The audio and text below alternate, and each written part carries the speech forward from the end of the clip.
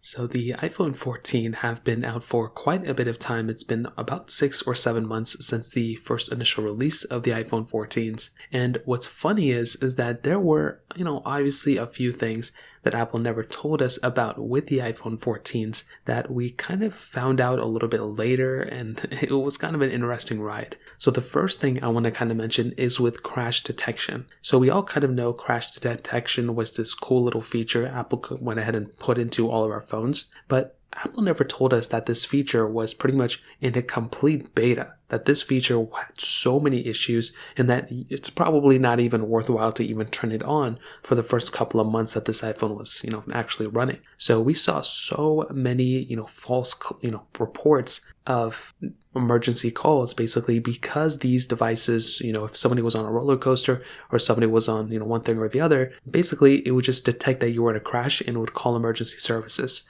even if you were perfectly fine. So I kind of wish Apple told us that, hey, maybe you should just turn this feature off or not rely on it too much. Or what they should have done was probably wait a couple of months until they perfected that, because that is one of those features that if that messes up, that can really cause some damage. Like that can be a very unnecessary thing. It's not like battery life got worse or something like that. Like that is a pretty big deal. So that was kind of the first thing that kind of, initially kind of stood out to me. Another thing was how small of an upgrade it was coming from the iPhone 13. Like it was the smallest iPhone upgrade of all time. Now you would expect Apple to go ahead and do some things that were different, but realistically speaking, the outside was almost identical. The internals were almost identical. Really the only thing you were getting, at least from an iPhone 13 to the 14, was basically extra 2 gig of RAM. And even that wasn't that big of a deal, considering you could have already gotten that with the previous model going from the iPhone 13 to the 13 Pro. So that was almost identically the same exact iPhone there too.